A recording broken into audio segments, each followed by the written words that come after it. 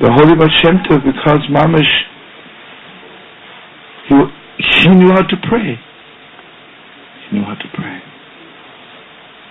I want to tell you something. The Heilige Reb Nachman, the Holy Baal Shem Tov's grandson, Chassidim asked him, Rebbe, what is it really to pray? How do you pray? So he says, I want you to watch my little grandson, Yisroliko, who's 3 years old. He knows how to pray. He is my true follower. Anyway, they watched Yisroliko. You have to realize something. The Holy Reb Nachman sadly not passed away when he was 39. He got married a few days after his bar mitzvah. And so, when he was 25, how old was his daughter then? 12, right? So she got married, right? So when he was 39, he had already, before that he had grandchildren already. Anyway, so the Chassidim again watching this Yisroliko. And you know, little kids are 3, they want to tie their shoelaces, and sometimes they don't have so much control yet. So he tore the shoelace. And you know, I don't know you, but mostly sophisticated people, you tear your shoelace, you put a new one in, or you go out and buy one. But not Yisroliko. It was a Breslover Chassid, right? Follower of his grandfather. He tore the shoelace, put the shoe down, walked to a corner, began crying from the deepest depths of his heart. Rabbi Shalom, the master of the world, I tore my shoelace. Please get me another one.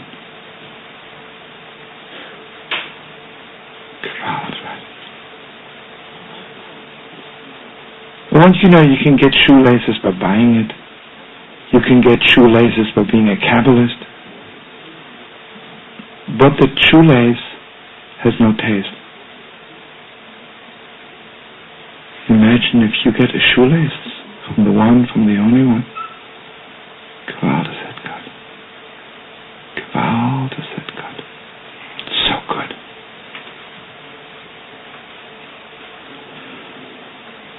And I want you to open your hearts again in the deepest way. What is the most awesome thing in the world? Mamish awesome. And the way we are conditioned, because the whole world is against it. The world doesn't mind anything in the world, but just don't do that. You know what the whole world is against? Closeness. Yeah, you walk around loving everybody, it's cute and sweet. But in the meantime, you're not close to anyone, right? There's such a thing. Closeness. Mamish close. Nobody cares if you give a lecture on God. It's beautiful, you make a few dollars on it and that's it. Are you close to God? Are you close to your children? Take the world. There is something in the world. Don't be close to your children.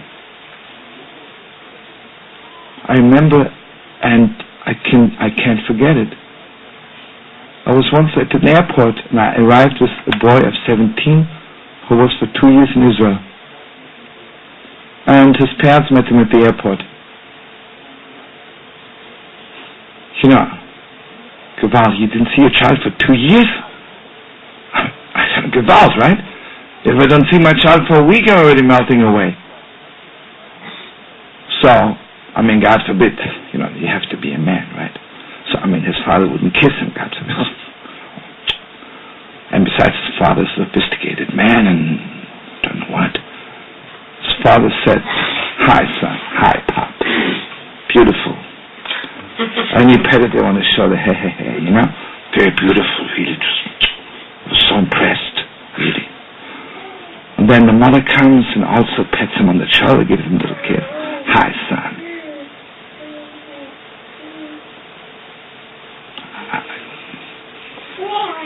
It looked to me like the destruction of the temple. I'm telling you.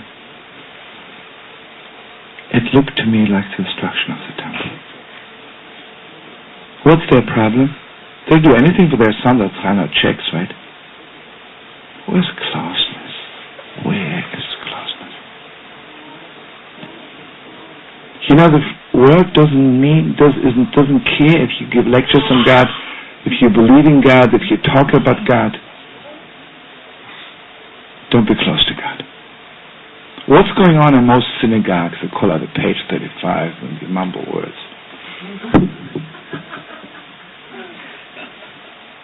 What's missing? You're not close, right? You're not close to God. And again, friends, please understand me. I'm not asking you what you're doing yesterday, like the Holy Vision. I don't care what you did yesterday. I'm not asking what you're doing tomorrow. But that those few minutes you're standing before God. I'm much close to God. Because, friends, if you are close to God for 1 minute, it carries you for lifetimes. If you are close to one human being for 1 minute, go out, your soul is shining for 1,000,000 years. For 1,000,000 years. You know, the world doesn't mind if you study. Are you close to what you're studying?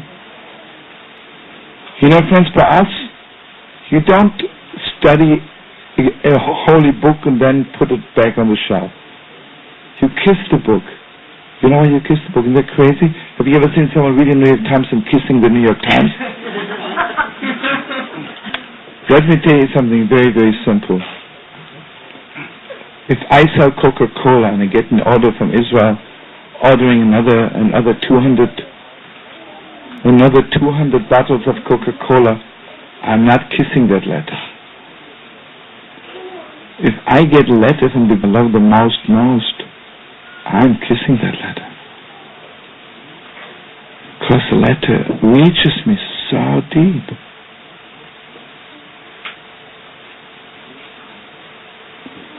Listen to me, sweetest friends.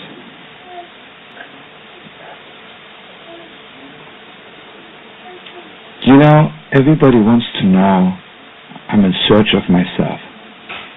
Everybody's running to psychiatrists, like Kabbalists, who want to know the combination of their own soul.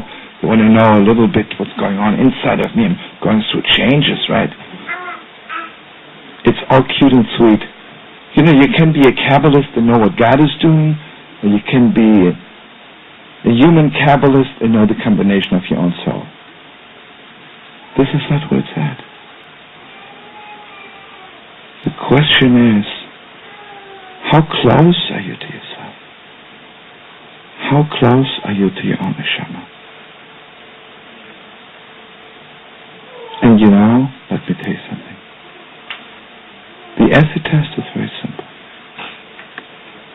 If you are close to your children, then you're close to yourself.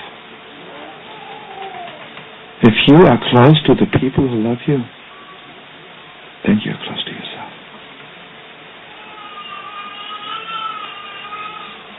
And if not, see, you're a Kabbalist. You're a holy mechanic. It's nothing. I wouldn't give an onion for that kind of knowledge.